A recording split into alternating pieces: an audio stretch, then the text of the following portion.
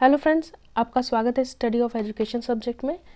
देखिए, हम लोग कार्ल रॉजर्स की थ्योरी पढ़ रहे थे, व्यक्तित्व की थ्योरी पढ़ रहे थे, जो कि घटना विज्ञान पे आधारित थी। इसका एक भाग हम लोगों ने पढ़ लिया था। व्यक्तित्व का स्थायी पक्ष हमने पढ़ लिया था पिछली वीडियो में, और आज की वीडियो में हम व्यक्तित्व का गतिक पक्ष, और वीडियो अगर बहुत लंबी ना हुई तो तीसरा इसका पक्ष भी पढ़ लेंगे। तो चलिए आइए स्टार्ट करते हैं। देखिए, पिछले वीडियो में हमने व्यक्तित्व के स्थायी पक्ष की बात की थी, जिसमें हम लोगों ने प्राणी, आत्मन और आत्मन प्रासंगिक क्षेत्र और आत्मन के दो उपतंत्र आत्म संप्रत्यय और आत्मन की बात कर ली थी। और आज के वीडियो में हम लोग व्यक्तित्व के गति की पक्ष की बात करेंगे, यानी व्यक्तित्व का जो परिवर्तनशील पक्ष होता है उसके बारे में बात करेंगे। तो देखिए, व्यक्तित्व का जो गति की पक्ष है, इसमें रॉजर्स ने जो है गति की व्याख्या करते हुए बोला है कि जो करते समय ये बात की कि जो वस्तुवादी प्रवृत्ति नामक एक महत्वपूर्ण प्रेरक की चर्चा की। ठीक है, यानी व्यक्तित्व के गति की पक्ष के अंतर्गत जो रॉजर्स हैं उन्होंने वस्तुवादी प्रवृत्ति की बात की। और सबसे पहले, और ये एक तरीके का क्या है, महत्वपूर्ण प्रेरक है। ठीक है, वस्तुवादी प्रवृत्ति जो है एक तरीके का प्रेरक है। तो जान लेते हैं ये वस्तुवादी प्रवृत्ति होती क्या है। तो देखिए, रॉजर्स के शब्दों में वस्तुवादी जो प्रवृत्ति से तात्पर्य क्या होता है कि व्यक्ति को उन्नत बनाने या प्रोत्साहन देने के कार्य हेतु उसकी सभी तरह की क्षमताओं को विकसित करने की जन्मजात प्रवृत्ति से होता है। यानी ये जो वस्तुवादी प्रवृत्ति है, ये एक जन्मजात प्रवृत्ति होती है। ठीक है, ये एक कैसी प्रवृत्ति होती है, एक जन्मजात प्रवृत्ति होती है। और ये क्या करती है कि व्यक्ति को उन्नत बनाने या प्रोत्साहन देने के कार्य हेतु सभी तरीके की जो क्षमताएं होती हैं उनको क्या करती है, विकसित करती है। तो इस तरीके से हम लोगों ने जो वस्तुवादी प्रवृत्ति को समझा। देखिए, जो वस्तुवादी प्रवृत्ति का जो उद्देश्य होता है, इसको हमेशा, इससे क्या होता है कि जो वस्तुवादी जो प्रवृत्ति है, इससे हमेशा ऐसा नहीं है कि तनाव हमेशा कम होता हो, कभी कभी इससे जो है तनाव में बढ़ोतरी भी होती है। देखिए, व्यक्ति के द्वारा अपने व्यवहार को सतत रूप से विकसित करने और उन्नत बनाने के प्रयासों में प्रायः इसका लाभ लिया जाता है। यानी कि जब व्यक्ति क्या करता है, अपने व्यवहार को सतत रूप से क्या करता है, डेवलप करने या फिर उसको बहुत और भी अच्छा बनाने के जो भी प्रयास करता है, तो उसमें जो है इसका जो है वस्तुवादी प्रवृत्ति का प्रयोग किया जाता है। जो ये वस्तुवादी प्रवृत्ति है वो सभी तरह की, चाहे वो प्राणी, चाहे वो मानव हो या फिर पशु हो, दोनों में ही समान रूप से कार्य करता है। ठीक है, इसके अलावा बात करें तो जो वस्तुवादी प्रवृत्ति है वो एक ऐसी मतलब कि कसौटी के रूप में कार्य करती है, जिसके आधार पर जो व्यक्ति होता है वो अपने जीवन की जो भी एक्सपीरियंसेस होते हैं, जो भी अनुभूतियाँ होती हैं, उनका क्या करता है, मूल्यांकन करता है। और मूल्यांकन की जो ये प्रक्रिया होती है वो जैविक मूल्य निर्धारण प्रक्रिया, यानी ऑर्गेनिज्म वैल्यूइंग प्रोसेस, यानी कि ये जो है ऑर्गेनिज्म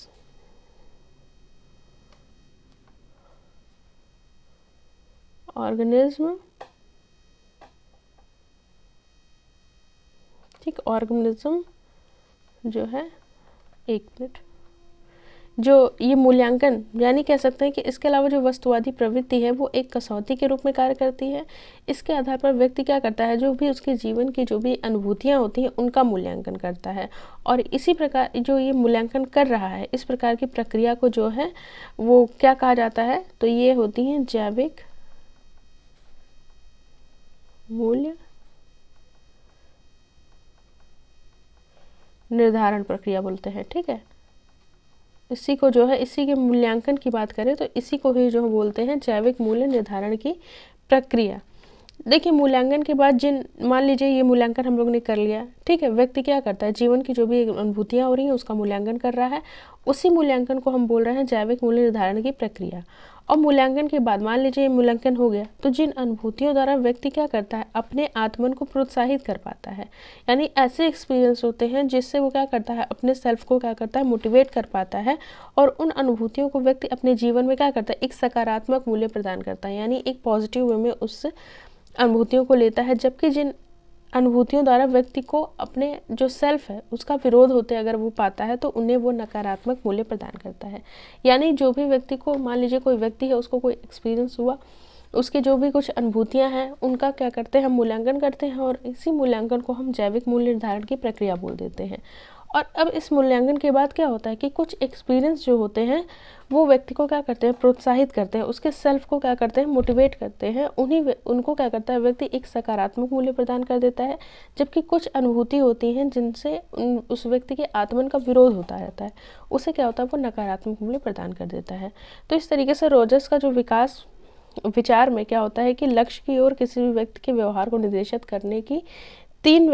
करने वाली व्यक्तित्व की दो मुख्य आवश्यकताएं इन्होंने बताई हैं। तो इस तरीके से क्या है, तो देखिए इस तरीके से क्या है कि जो रॉजर्स के विकास में जो लक्ष्य की ओर किसी भी व्यक्ति के जो व्यवहार को निर्देशित करने वाली व्यक्तित्व की दो मुख्य आवश्यकताएं बताई हैं। यानी कि कोई भी व्यक्ति अपने लक्ष्य की ओर अगर निर्देशित होता है तो उसमें दो महत्वपूर्ण आवश्यकताएं होती हैं। वो कौन कौन सी होती हैं, एक अनुरक्षण आवश्यकताएं होती हैं, एक समृद्धि आवश्यकताएं होती हैं। इसको एक एक करके हम जानेंगे। तो अनुरक्षण आवश्यकताएं मतलब मेंटेनेंस नीड, ये क्या होती है। देखिए अनुरक्षण आवश्यकताओं के माध्यम से व्यक्ति क्या करता है, अपने आप को ठीक ढंग से मेंटेन करने की प्रयास करता है। फॉर एग्जाम्पल के तहत ये वे आवश्यकता होती है जैसे भोजन की आवश्यकता, सुरक्षा, स्वस्थ रहने की आवश्यकता आदि की करने की ओर अग्रसर होता है। ठीक है, इन अनुरक्षण आवश्यकताओं के द्वारा व्यक्ति क्या करता है, अपने खुद के जो कॉन्सेप्ट हैं और जो उनके विचार व अनुभूतियों को क्या करता है, सुरक्षा प्रदान करता है।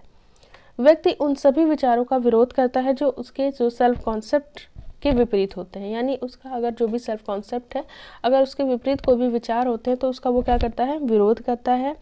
इस तरह से व्यक्ति जो है उन अनुभूतियों को डिसऑर्डर फॉर्म में तोड़ मरोड़ कर देता है जिसे वह अपने आत्म संप्रत्यय के अनुकूल स्वीकार नहीं कर पाता।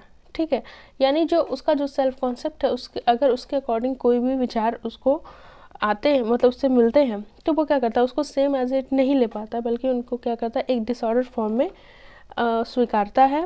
प्रायः व्यक्ति क्या करता है, अपने आत्म संप्रत्यय में कोई परिवर्तन लाए बिना उसे यथावत जैसे है वो वैसे ही रखना चाहता है, परंतु उसमें अपने आप को विकसित करने की तथा पहले से और भी अधिक बेहतर बनाने की एक अंतर्निहित अभिप्रेरणा होती है।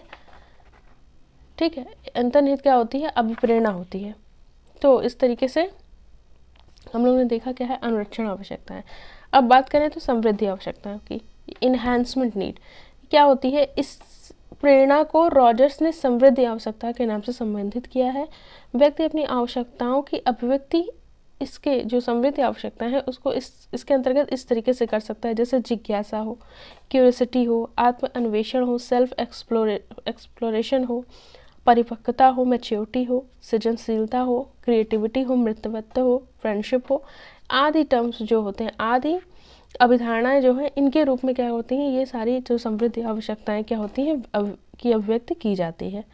ठीक है, तो इस तरीके से तो जो रॉजर्स हैं उनके अनुसार जो होता है कि जो वस्तुवादी प्रवृत्ति के द्वारा व्यक्ति क्या होता है। अब हम बात करते हैं, ये दोनों आवश्यकताएं हमने समझ ली कि जो अनुरक्षण आवश्यकता होती है वो मेंटेनेंस नीड होती हैं, जिन्हें क्या होता है कि जो हमारी बेसिक नीड्स होती हैं, भोजन की आवश्यकताएं और स्वस्थ रहने की आवश्यकताएं होती है, सारी जो आवश्यकताएं होती हैं वो अनुरक्षण आवश्यकताओं में होती हैं। जबकि जो समृद्धि आवश्यकताएं होती हैं इनकी, जैसे इसमें कुछ टर्म्स यूज़ करते हैं जैसे जिज्ञासा, आत्म अन्वेषण, परिपक्वता, सृजनशीलता, मृतता, ये सारी जो टर्म्स होती हैं, ये जो इस टाइप की टर्म्स होती हैं, ये किसमें समृद्धि आवश्यकताओं के अंतर्गत आती हैं।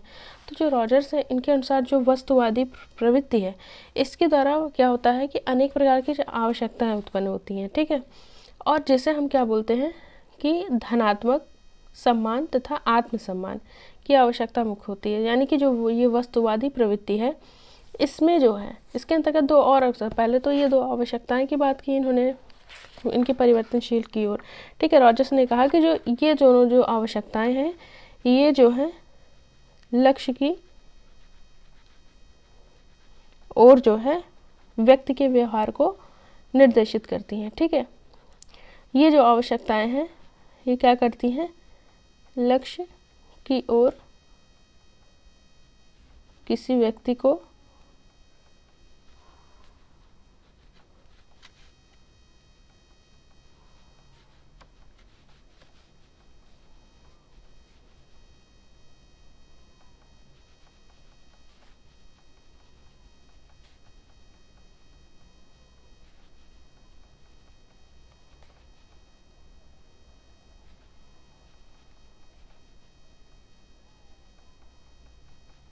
किसी व्यक्ति को निर्देशित करती हैं। ठीक है, तो इस तरीके से ये जो आवश्यकताएं हैं वो लक्ष्य की ओर किसी व्यक्ति को निर्देशित करती हैं।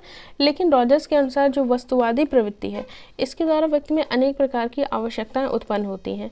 तो उसमें जो आवश्यकताएं उत्पन्न होती हैं उनको जो है धनात्मक सम्मान, पॉजिटिव रिगार्ड्स, और साथ ही साथ दूसरा जो है आत्मसम्मान यानी सेल्फ रिगार्ड्स की आवश्यकताओं, सेल्फ रिगार्ड जो होती हैं, इस प्रकार की आवश्यकताएं मुख्य होती हैं, जिसको हम आगे देखेंगे। तो आगे देख चलते हैं और ये दो तरीके की जो आवश्यकताएं हैं यानी कि धनात्मक, ये दो तरीके के जो सम्मान है, पॉजिटिव रिगार्ड्स और जो आत्मसम्मान है, इसको समझते हैं। ठीक है, तो जो ये धनात्मक सम्मान है ये क्या होता है कि इनके ये धनात्मक सम्मान जो ये आवश्यकताएं हैं, ठीक है, एक तरीके से ये आवश्यकता है, तो इनसे जो तात्पर्य है ये क्या होता है कि दूसरों के द्वारा जो स्वीकार किए जाने वाले, दूसरों का स्नेह पाने, दूसरों से प्रशंसा पाने तथा दूसरों को पसंद किए जाने की इच्छा से होता है। यानी ये जो धनात्मक सम्मान आवश्यकता है, इसमें क्या होता है, सारी चीज़ें क्या होती हैं, दूसरों के द्वारा स्वीकार किए जाने, दूसरों का स्नेह पाने, दूसरों से प्रशंसा पाने तथा दूसरों के द्वारा पसंद किए जाने की इच्छा से होता है। फॉर एग्जाम्पल के तौर पर देख सकते हैं, जैसे जैसे देखिए, जैसे कोई बच्चों में आत्मन विकसित होता है, वैसे वैसे क्या होता है, उनमें कुछ धनात्मक सम्मान की आवश्यकता भी, नीड ऑफ पॉजिटिव रिगार्ड्स भी बलवती होने लगती हैं। दूसरों से जैसे सम्मान मिलने पर उत्पन्न संतुष्टि तथा ऐसा सम्मान न मिलने पर उनमें असंतोष के रूप में बलवती, इस आवश्यकता की अभिव्यक्ति व्यक्ति के द्वारा की जाती है। यानी कि मान लीजिए कोई बच्चा है, तो उसमें धीरे धीरे क्या होता है कि आत्मन विकसित होने लगता है, तो अब उसमें क्या होता है कि कुछ आवश्यकताएं, धनात्मक सम्मान की आवश्यकताएं क्या होती हैं, वो बलवती होने लगती हैं। उसमें अब बच्चा क्या करता है, दूसरों से मिलने कोई सम्मान मिलता है तो उसमें उसको संतुष्टि मिलती है। अगर मान लीजिए ऐसा सम्मान ना मिले उसे, तो उसे एक असंतोष के रूप में असंतोष होता है। तो ऐसी जो आवश्यकताओं की अभिव्यक्ति जो है व्यक्ति के द्वारा की जाती है। इसके अंतर्गत इस तरह की आवश्यकताओं का स्वरूप काफ़ी हद तक मतलब पारस्परिक होता है। यानी कि ये एक तरीके से बहुत टाइम से जो चली आ रही हैं कि ऐसी मतलब कि दूसरों से मिलने वाली जो हमको सम्मान मिलता है तो हमको सेटिस्फैक्शन होता है, नहीं मिलता तो हम इसमें बहुत परेशान हो जाते हैं। तो ये सारी चीज़ें बहुत टाइम से काफ़ी हद तक जो है पारस्परिक होता है। इसको इस तरीके भी समझ सकते हैं, जैसे कोई व्यक्ति दूसरों को स्नेह, प्यार या अनुराग देकर उसके धनात्मक सम्मान की आवश्यकता की संतुष्टि करता है, तो उसे स्वयं भी एक प्रकार की संतुष्टि होती है। रॉजर्स के अनुसार देखिए, जो ये धनात्मक सम्मान है, ये धनात्मक सम्मान का मतलब ये है कि कोई भी व्यक्ति है उसे क्या हो कि दूसरों के द्वारा ही मिलने वाली जो स्नेह हो, चाहे वो प्रशंसा हो, तो अगर वो उसको मिलती है तो उससे वो सेटिस्फाइड होता है, अगर नहीं मिलती तो वो उससे क्या होता है, उसमें असंतोष उत्पन्न होता है।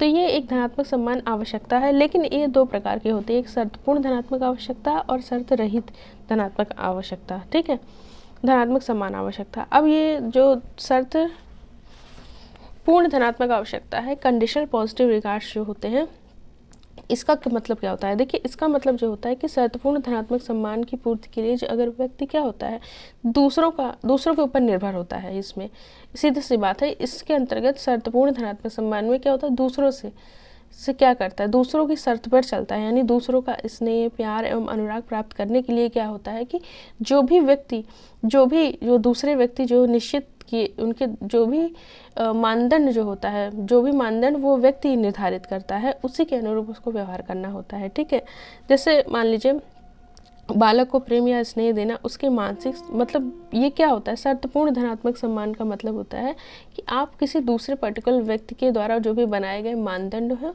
उसको फॉलो करते हैं, ताकि उनसे क्या हो, आपको स्नेह मिले, प्यार मिले, अनुराग मिले, इस टाइप से ये शर्तपूर्ण धनात्मक सम्मान है। लेकिन ये जो शर्तपूर्ण धनात्मक सम्मान है वो बालकों के मानसिक स्वास्थ्य के लिए हानिकारक माना जाता है। ऐसे बालक कालांतर में क्या होते हैं, पूर्ण रूप से सफल व्यक्ति बनने से वंचित रह जाते हैं। जबकि शर्त रहित धनात्मक सम्मान क्या होता है, देखिए अनकंडीशनल पॉजिटिव रिगार्ड्स जो होता है वो, इसमें क्या होता है कि दूसरों से स्नेह या प्यार, मान सम्मान पाने की कोई शर्त नहीं होती है इसमें। ठीक है, इसके अंतर्गत किसी प्रकार की कोई शर्त नहीं होती। फॉर एग्जांपल जैसे पेरेंट्स की बात करें तो ये बच्चों को जो दिया गया स्नेह होता है, सुरक्षा होती है और प्यार होता है, इस प्रकार का जो सम्मान होता है वो होता है शर्त रहित धनात्मक सम्मान। अगर इस तरीके के सम्मान पाने से बालक प्रायः इस तरीके का अगर उसे सम्मान मिलता है तो बालक क्या होता है, प्रायः तीव्र गति से पूर्ण रूप से सफल व्यक्ति बनने की ओर क्या होता है, अग्रसर होता है। तो कार्ल रॉजर्स ने इस प्रकार की जो धनात्मक सम्मान व स्वीकृति पर क्या हुआ, बहुत अधिक जोर दिया। यानी जो कार्ल रॉजर्स है उन्होंने शर्त रहित धनात्मक सम्मान पर अधिक जोर दिया है। दूसरा इसका पॉइंट है आत्मसम्मान। आत्मसम्मान मतलब सेल्फ रिगार्ड्स। देखिए, आत्मसम्मान से तात्पर्य जो होता है कि व्यक्ति स्वयं को सम्मान एवं स्नेह देने की आवश्यकता से होता है। यानी जो कोई व्यक्ति है उसको स्वयं को सम्मान और स्नेह देने की आवश्यकता से होता है। ये एक तरीके से अर्जित आवश्यकता होती है, ठीक है। इसको हम एक्वायर्ड करते हैं, तथा व्यक्ति में संतोष आत्म अनुभूति के फलस्वरूप उत्पन्न होती है। यानी कि अगर व्यक्ति में संतोषजनक जो आत्म अनुभूतियाँ होती हैं, इसी के फलस्वरूप क्या होती हैं, डेवलप होती हैं, ठीक है। जब व्यक्ति, इसको इस तरीके से समझ सकते हैं कि जब व्यक्ति को महत्वपूर्ण व्यक्तियों से मान सम्मान मिलता है तो इससे उसमें क्या होता है, तो इससे जो है उसमें जो है धनात्मक आत्मसम्मान यानी पॉजिटिव सेल्फ रिगार्ड की भावना भी विकसित होने लगती है, ठीक है। यानी कि हम इससे कह सकते हैं कि व्यक्ति को, जैसे मान लीजिए कोई महत्वपूर्ण व्यक्तियों से मान सम्मान मिलता है तो इससे क्या होता है, उसमें एक धनात्मक आत्मसम्मान की भावना भी विकसित होने लगती है। वस्तुतः जो आत्मसम्मान की आवश्यकता का जो उत्पत्ति होती है, यानी कि जो आत्मसम्मान की जो आवश्यकता की अगर उत्पत्ति धनात्मक सम्मान की आवश्यकता से ही क्या होती है, उत्पन्न होती है। परंतु एक बार आत्मसम्मान की भावना के उत्पन्न हो जाने के बाद यह एक स्वतंत्र तथा उत्पन्न प्रकृति की हो जाती है। तो इस तरीके से आत्मसम्मान सेल्फ रिगार्ड भी हमने समझा। तो आगे जो है हम देखेंगे इसका तीसरा पक्ष, व्यक्तित्व का विकास। तो आज की वीडियो में इतना ही। नेक्स्ट वीडियो में हम इसके तीसरे पार्ट को पढ़ेंगे। तो आई होप आपको ये व्यक्तित्व का गतिक का सिद्धांत समझ में आया, जिसके अंतर्गत हम लोगों ने वस्तुवादी प्रवृत्ति को पढ़ा और इसके अंतर्गत जो है लक्ष्य की ओर ले जाने वाली आवश्यकताओं को देखा। और वस्तुवादी प्रवृत्ति के अंतर्गत भी हमने दो तरीके की धनात्मक सम्मान को देखा, शर्तपूर्ण धनात्मक सम्मान, शर्त रहित धनात्मक सम्मान, और साथ ही साथ आत्मसम्मान का कॉन्सेप्ट को भी देखा। तो आई होप आपको ये वीडियो अच्छी लगी हो। अगर आपको ये वीडियो अच्छी लगती है तो प्लीज़ मेरे चैनल को लाइक, शेयर और सब्सक्राइब जरूर करें। बने रहे मेरे साथ। मिलते हैं अगली वीडियो में। Thank you friends. और साथ ही साथ इस थ्योरी को अगर आप पढ़ना चाहते हैं तो नीचे मैं अपनी ब्लॉग की लिंक शेयर कर दूंगी, आप जाके वहाँ इस थ्योरी को पढ़ सकते हैं। तो मिलते हैं अगली वीडियो में। Thank you friends.